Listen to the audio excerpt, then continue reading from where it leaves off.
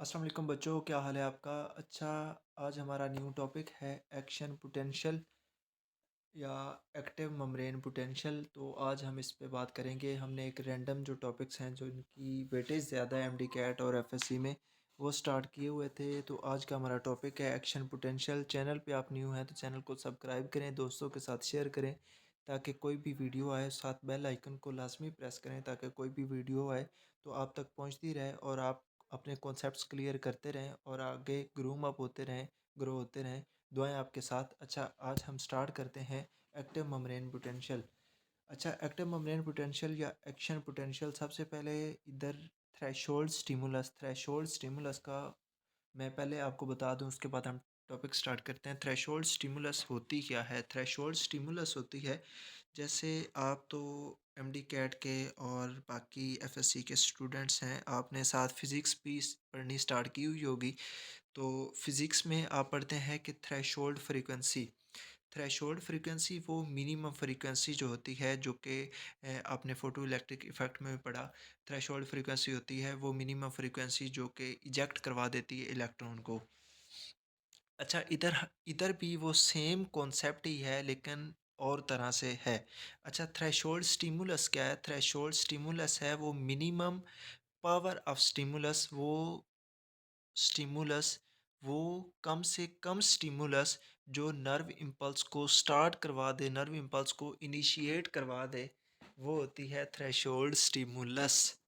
उम्मीद है कि आपको ये बात अब नहीं भूलेगी, क्योंकि मैंने आपको एक साथ थ्रेशोल्ड फ्रीक्वेंसी के हवाले से बताया कि थ्रेशोल्ड फ्रीक्वेंसी क्या होती है, कि वो मिनिमम फ्रीक्वेंसी जो इजेक्ट करवा देती है इलेक्ट्रॉन को। और थ्रेशोल्ड स्टिमुलस क्या होता है? वो मिनिमम स्टिमुलस जो इनिशिएट करवा देती है नर्व इम्पल्स को।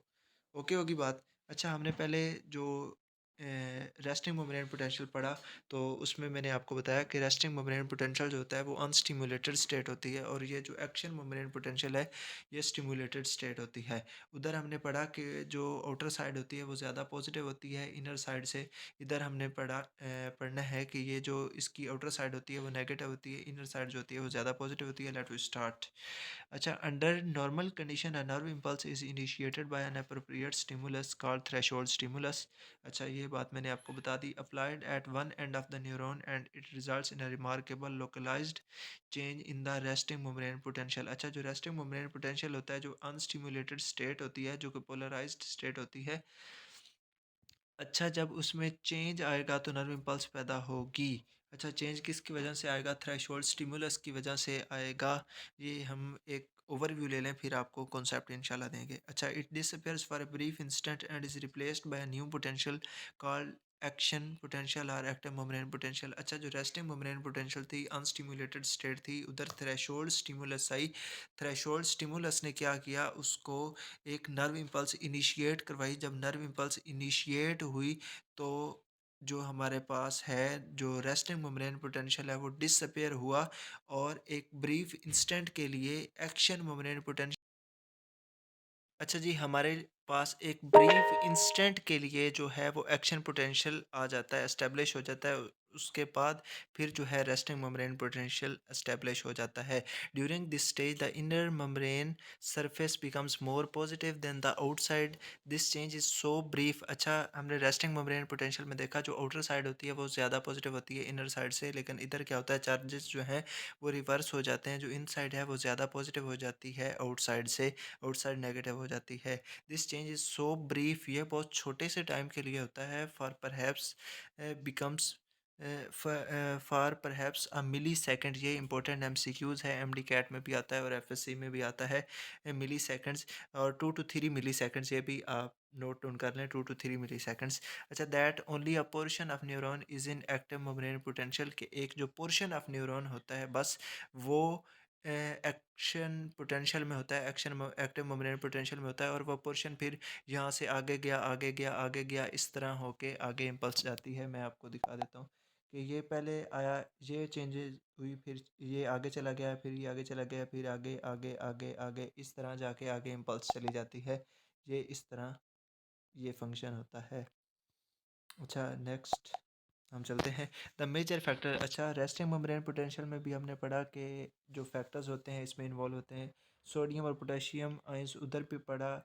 अच्छा, इधर हम पढ़ते हैं the passage of nerve impulse is associated with increase in permeability of sodium ions moving inward, upsetting the potential momentarily, making the inside more positive than outside. अच्छा, इधर क्या होता है, जब the passage of nerve impulse, जो nerve impulse का passage है, associated with increase in permeability of sodium ions moving inward. अच्छा, जब सोडियम आयंस जब अंदर आते हैं, क्योंकि इधर जो रिवर्स मोशन होती है, जो सोडियम आयंस पहले बाहर जा रहे थे रेस्टिंग मोमेंट पोटेंशियल में, अब जो सोडियम आयंस हैं वो अंदर आएंगे। जो जब उनकी जो परमिएबिलिटी इंक्रीज होगी moving inward up setting the potential momentarily, वो जो पोटेंशियल है पहले उसको अप सेट कर देंगे मोमेंटरली, एक छोटे से मोमेंट के लिए। जो इनसाइड है वो ज़्यादा पॉजिटिव हो जाएगी आउटसाइड के लिए। अच्छा, इसकी आपको समझ आई है कि हुआ क्या, जब हमारा जो रेस्टिंग मोमेंट पोटेंशियल है उसमें जो आउटर साइड है वो ज़्यादा पॉजिटिव होती है इनर साइड से। इसमें क्या हुआ, इसमें जो चार्जेस हैं वो रिवर्स हो जाएंगे। जो इनर साइड है वो ज़्यादा पॉजिटिव हो जाएगी आउटर साइड से। होगी किस तरह, हमने मूवमेंट पढ़ी सोडियम और पोटेशियम आयंस की। जब सोडियम आयंस जब अंदर आते हैं तो वो जो पोटेंशियल है उसको डिस्टर्ब करते हैं एक छोटे से मोमेंट के लिए। इनर साइड जो है उसको ज़्यादा पॉजिटिव कर देते हैं आउटर साइड की निस्बत। अब बात आपको क्लियर होगी। अच्छा, neurophysiologist believe that the increased permeability is due to the opening of specific pores in the membrane termed as sodium gates. अच्छा, इधर पैसिव मूवमेंट हो रही है क्योंकि जो सोडियम आयंस हैं वो बाहर से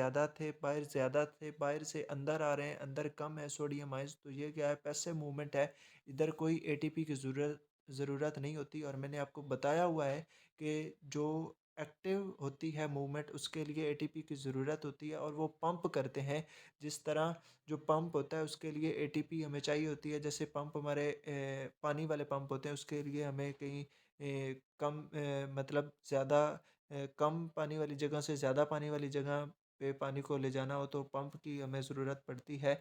जैसे आपने एयर कूलर्स में देखा होगा, वो छोटा सा पंप लगा होता है। वो पंप क्या करता है, नीचे से पानी उठाता है, ऊपर फेंकता है पानी को। पानी जब फिर वो ग्रिल्स के ज़रिए नीचे आता है तो हमको ठंडक महसूस होती है। जो पंप है उसके लिए इलेक्ट्रिसिटी चाहिए, वो एक्टिव मूवमेंट कर रहा है। तो इधर भी यही कॉन्सेप्ट है कि जो पंप होता है उसके लिए हमें एटीपी चाहिए होती है, और जो गेट्स होते हैं ये पैसिव मूवमेंट करते हैं, इसके लिए एटीपी नहीं चाहिए होती। ये आपको मैंने इम्पोर्टेंट जो है वो आपको बता दिया है कॉन्सेप्ट, तो वो आपने माइंड में रखना है।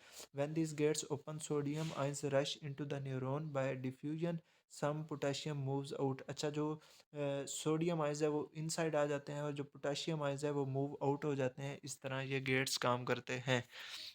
और जो प्रोसीजर के ज़रिए ये होती है मूवमेंट, वो डिफ्यूजन होता है। डिफ्यूजन है वो प्रोसेस। ये भी एमसीक्यूज है, ये भी आपने माइंड में रखना है। डिफ्यूजन डिफ्यूजन पैसिव मूवमेंट होती है। अच्छा, charges are reversed. The inner side of the cell membrane has excess of positive ions, and the internal surface and the outer surface becomes more negative. ये आपको मैंने पहले बता दी कि जो सोडियम आयंस अंदर आएंगे तो अंदर ज़्यादा पॉजिटिव हो जाएगी, ऊपर ज़्यादा क्या हो जाएगी, नेगेटिव हो जाएगी। ये डायग्राम को उसने डिस्क्राइब किया हुआ है। ये जो डायग्राम है आप ये देखें, ये डायग्राम। अच्छा, इधर क्या है, ये रेस्टिंग मेम्ब्रेन पोटेंशियल चल रहा है RMP। ये भी रेस्टिंग मेम्ब्रेन पोटेंशियल इधर भी चल रहा है। ये जो छोटा सा ये वाला पोर्शन है, इधर क्या चल रहा है, एक्टिव मेम्ब्रेन पोटेंशियल चल रहा है फॉर ब्रीफ इंस्टेंट, थोड़े से इंस्टेंट के लिए। इसको एक्सप्लेन करते हैं आगे। ये फेडरल की बुक से मैंने आपको टॉपिक करवाना है, लेकिन इधर जो एफएससी के बच्चे हैं उन्हें मैं समझा देता हूँ। इधर क्या होता है, हमारा सबसे पहले रेस्टिंग मेम्ब्रेन पोटेंशियल आता है। रेस्टिंग मेम्ब्रेन पोटेंशियल अनस्टिम्युलेटेड स्टेट होती है, तो वो आ गया यहाँ पे आपका। ये आती है रेस्टिंग मेम्ब्रेन पोटेंशियल। ये रेस्टिंग मेम्ब्रेन पोटेंशियल की स्टेट आती है। उसके बाद क्या होता है, जब रेस्टिंग मेम्ब्रेन पोटेंशियल हमारा ख़त्म होता है, जब हमारे पास जो सोडियम आयंस हैं वो अंदर आने स्टार्ट हो जाते हैं। जो रेस्टिंग मेम्ब्रेन पोटेंशियल होता है वो पोलराइज्ड स्टेट होती है और अनस्टिम्युलेटेड स्टेट होती है। ये आपने दो वर्ड याद रखने हैं, अपनी बुक पे मेंशन कर लें। जो रेस्टिंग मेम्ब्रेन पोटेंशियल होती है वो क्या होती है, पोलराइज्ड स्टेट होती है और अनस्टिम्युलेटेड होती है। जैसे हमारे पास सोडियम आयंस अंदर आना स्टार्ट हो गया तो डीपोलराइजेशन होना स्टार्ट हो गई है, पहले पोलराइज्ड स्टेट थी। अच्छा फिर क्या हुआ, एक दफ़ा फुली डीपोलराइज्ड हो गई, डीपोलराइज्ड स्टेट होगी, इधर डीपोलराइजेशन हो रही है और इधर क्या हो रहा है, डीपोलराइज्ड स्टेट होगी, एक्टिव मेम्ब्रेन पोटेंशियल आ गया। ये क्या है, +50 वोल्ट पे क्या होता है, एक्टिव मेम्ब्रेन पोटेंशियल यहाँ पे आ गया। उसके बाद फिर क्या होना शुरू हो जाता है, रीपोलराइजेशन। रीपोलराइजेशन किस तरह के, फिर जो रेस्टिंग मेम्ब्रेन पोटेंशियल है वो फिर आना स्टार्ट हो जाती है, रेस्टिंग मेम्ब्रेन पोटेंशियल। अच्छा फिर ये रिकवरी पीरियड होता है, इधर जो पंप हैं और वो काम करते हैं, क्योंकि जो सोडियम आयंस अंदर ज़्यादा पॉजिटिव हो जाता है, बाहर ज़्यादा नेगेटिव हो जाता है, फिर वो जो है वो जो पोटेंशियल है उसको मेंटेन करते हैं, जो चार्जेस है उसको मेंटेन करते हैं, ये रिकवरी पीरियड होता है। और इसके बाद फिर जो है रेस्टिंग मेम्ब्रेन पोटेंशियल आगे स्टार्ट हो जाती है। ये फेडरल की बुक से बहुत ज़्यादा अच्छे तरीके से आपको करवाऊंगा, एफएससी वाले बच्चे इतना याद रखें जितना मैंने उनको बता दिया है। अच्छा, एक्टिव आर एक्शन पोटेंशियल। अच्छा, when a neuron is stimulated the cell membrane at the point of stimulation undergoes a momentary reversal in charge, आपको बता दिया। एक्शन पोटेंशियल होता है वो एक मोमेंटरी के लिए एक ब्रीफ सा टाइम होता है जिसके लिए ये एक्शन पोटेंशियल आता है, perhaps for a millisecond. The inside of the membrane becomes positive relative to the outside. Sequence of membrane potential changes associated with an action potential। अच्छा ये भी आपको बता दिया। जो रेस्टिंग membrane potential होती है ये क्या होती है, ये आपको मैं बताता हूँ। रेस्टिंग मेम्ब्रेन पोटेंशियल जो उसने बताया है कि पोलराइज्ड स्टेट होती है, इधर आप साथ इसको हाईलाइट करके लिखें, ये अनस्टिम्युलेटेड स्टेट भी यही होती है। अच्छा दूसरा क्या है, sodium gates open and sodium diffuses into the cell causing a depolarization of the membrane. Sodium gates close and potassium gates open, जो पोटेशियम डिफ्यूजेस आउट काजेज। अच्छा इधर ये वाली जो लाइनें हैं ये इंपॉर्टेंट है, मेरा दिल था कि मैं आपको फेडरल की बुक से करवाता, लेकिन जो एफएससी के बच्चे हैं वो इधर से ही ये क्लियर कर लें। अच्छा हुआ क्या, जो हमारे पास रेस्टिंग मेम्ब्रेन पोटेंशियल है, पोलराइज्ड स्टेट है, अनस्टिम्युलेटेड स्टेट है, उसमें क्या है, हमारे पास जो आउटर साइड है वो ज़्यादा पॉजिटिव है, आउटर साइड ज़्यादा सोडियम आइंस हैं, इनर साइड पे क्या है, पोटेशियम आइंस हैं, इनर साइड नेगेटिव है। फिर क्या होना स्टार्ट हो जाता है कि जो सोडियम आइंस हैं वो अंदर आना शुरू हो जाते हैं, जैसे हमने पढ़ा एक्शन पोटेंशियल के शुरू में कि सोडियम आइंस जो हैं वो अंदर आना स्टार्ट हो जाते हैं। जब सोडियम आइंस अंदर आना स्टार्ट हो जाते हैं तो वो एक मोमेंट के लिए जो वो पोटेंशियल क्रिएट हुआ होता है उसको डिस्टर्ब करते हैं, और फिर क्या होता है, इनर साइड जो होती है वो पॉजिटिव हो जाती है, आउटर साइड जो होती है वो नेगेटिव हो जाती है, तो एक्शन पोटेंशियल आ जाता है। फिर क्या होता है, एक्शन पोटेंशियल, फिर जो हमारे पास जो पंप्स हैं वो उसको रेस्टिंग मेम्ब्रेन पोटेंशियल में लेके जाते हैं। तो ये आपने इधर से मैं मार्क आपको करवा देता हूँ कि होता क्या है पॉइंट 2 में। अच्छा पहले रेस्टिंग मेम्ब्रेन पोटेंशियल आगे पोलराइज्ड स्टेट, फिर क्या होता है, सोडियम गेट्स ओपन, सोडियम जो गेट्स है वो ओपन आते हैं, sodium diffuses into the cell, sodium अंदर आ जाता है, ये मैंने आपको बता दिया। Causes a depolarization of the membrane, उसने क्या कर दिया, डीपोलराइज कर दिया, डीपोलराइजेशन होना स्टार्ट होगी। जब डीपोलराइज्ड हो जाएगा फुल तो वो क्या हो जाएगा, एक्टिव मेम्ब्रेन पोटेंशियल हो जाएगा। फिर सोडियम गेट्स क्लोज हो जाते हैं, फिर जो सोडियम गेट्स है वो बंद हो जाते हैं और पोटेशियम गेट्स ओपन हो जाते हैं, पोटेशियम जो ऊपर जाना स्टार्ट हो जाती है, काजिंग अ रीपोलराइजेशन, फिर रीपोलराइजेशन हो जाती है, लेकिन ये उल्ट होती है, फिर जो पंप होते हैं वो इसको मैनेज कर देते हैं, मतलब जो सोडियम है वो बाहर लेके जाते हैं और वो फिर सारा जो है रिस्टोर करते हैं इसे।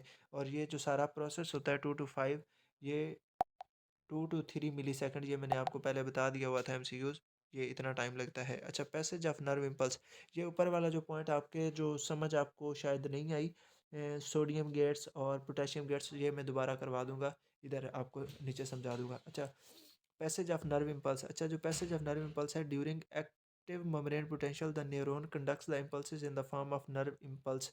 अच्छा ये तो सिंपल सी लाइन मैंने आपको पहले बताई। अच्छा मेम्ब्रेन पोटेंशियल, ये इंपॉर्टेंट एमसीक्यूज है। तो इधर क्या होता है, +50 मिली वोल्ट और 0.05 वोल्ट, ये दोनों में से एक वो इसी तरह पूछ सकता है। These changes occur along the length of the neuron till the impulse reach synapse. अच्छा साइनेप्स, अच्छा फिर जब एक्शन पोटेंशियल होगा आगे इम्पल्स क्रिएट जब होती है तो वो साइनेप्स तक पहुंचती है। Soon after passage of the impulse, the resting membrane potential is restored by the movement of small number of ions, especially potassium, moving out this neuron now is ready to conduct another impulse. ये यहाँ तक बात clear होगी। आगे ये saltatory impulse है, ये आपने माइंड में रखनी है कि it may be added that in myelinated neurons the impulse jumps from node to node of Ranviers उनको कहते हैं, और this is called saltatory impulse। ये MCQs है। और ये अपने जो होती है स्पीड 100 मीटर पर सेकंड होती है, और मैक्सिमम जो स्पीड होती है वो 120 होती है, 120 मीटर पर सेकंड। अच्छा, इसमें वो एक तो नॉर्मल स्पीड पूछेगा, एक जो है वो मैक्सिमम स्पीड पूछेगा, साल्टेटरी इम्पल्स के बारे में पूछेगा। यहाँ से MCQs आएंगे आपके, तो ये आपने अच्छे तरीके से कर लेने हैं। उम्मीद है कि आपको ये वाला टॉपिक जो है, इसमें जो कोई भी आपकी क्यूरीज थी वो हो गई होगी। अब हम बात करते हैं इस थोड़े से पॉइंट्स की जो आपको समझ शायद नहीं आई, तो हम दोबारा बात कर लेते हैं इसकी। अच्छा, वो जो पॉइंट है वो इधर मैं आपको समझा देता हूँ कि होता क्या है। ये आपके पास वो टोटल ग्राफ होता है, ये उसकी शेप होती है ये वाली। अच्छा, जो इधर क्या होता है, इधर रेस्टिंग मेम्ब्रेन पोटेंशियल आपके पास ये चल रहा होता है। इधर जो वोल्टेज होता है वो 0.07 है, इधर अब लिखा नहीं जा रहा।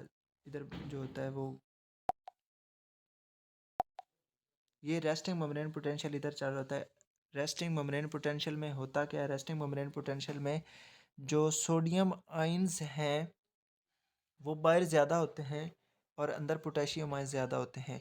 फिर क्या होता है, सोडियम आयंस जो एक्शन पोटेंशियल है उसके हमने स्टार्ट में पढ़ा कि जो सोडियम आयंस है वो अंदर आते हैं, तो वो डीपोलराइजेशन स्टार्ट करते हैं। जब डीपोलराइजेशन स्टार्ट होती है, मतलब डीपोलराइज होना स्टार्ट होते हैं, क्योंकि जो रेस्टिंग मेम्ब्रेन पोटेंशियल होती है ये तो पोलराइज स्टेट होती है। जब डीपोलराइजेशन स्टार्ट होती है, ये यहाँ पे आके वो फुली डीपोलराइज्ड हो जाते हैं। इस पॉइंट पे आके फुली डीपोलराइज स्टेट आ जाते हैं, और ये क्या आ जाती है, एक्शन मेम्ब्रेन पोटेंशियल। अगर बुक का जो है टेबल उधर आपने ये जब देखेंगे तो इधर जो लिखा होता है +50 मिली वोल्ट, यानी ये क्या है, एक्शन मेम्ब्रेन पोटेंशियल है, और इधर लिखा होगा जो -70 मिली वोल्ट, ये क्या है, रेस्टिंग मेम्ब्रेन पोटेंशियल है। अच्छा, यहाँ पे आके एक्शन मेम्ब्रेन पोटेंशियल जब आ रहा होता है, आगे होता है डीपोलराइज स्टेट होती है, उसके बाद फिर रीपोलराइजेशन स्टार्ट हो जाती है, यानी फिर रेस्टिंग मेम्ब्रेन पोटेंशियल की तरफ जाना शुरू हो जाते हैं। इधर फिर क्या होनी शुरू हो जाती है, रीपोलराइजेशन। रीपोलराइजेशन इधर स्टार्ट हो जाती है। इधर फिर ये एक रिकवरी पीरियड आता है, क्योंकि जो चार्जेस हैं वो उनको दोबारा जो रेस्टिंग मोमिनल पोटेंशियल, यानी जो पॉजिटिव है वो अपर साइड, और जो नेगेटिव है वो नीचे की तरफ लाने के लिए फिर जो रिकवरी पीरियड होता है वो चल रहा होता है। तो ये 2 से 3 जो स्टेप हैं इसके लिए टाइम चाहिए होता है आपका, सॉरी 2 to 3 स्टेप्स नहीं, 1 to 5 जो स्टेप्स हैं, 1 to 5 स्टेप्स, इसके लिए 2 to 3 मिली सेकेंड्स रिक्वायर होते हैं। ये आपका MCQs है। उम्मीद है कि इस टॉपिक में आप कोई भी ऐसी चीज़ नहीं रही जो आपको समझ ना आई हो। बाकी आज के लिए अल्लाह हाफ़िज़। नेक्स्ट टॉपिक के साथ हमारी मुलाकात होगी, और दुआओं में याद रखिएगा ये जो अपने दोस्तों के साथ शेयर करें, MD कैट वाले दोस्तों के साथ शेयर करें, आगे जो आपके पास MD कैट के ग्रुप्स हैं उनमें शेयर करें, ताकि मैक्सिमम जो स्टूडेंट्स हैं वो इससे फ़ायदा हासिल कर सकें। आज के लिए अल्लाह हाफ़िज़, दुआओं में याद रखिएगा।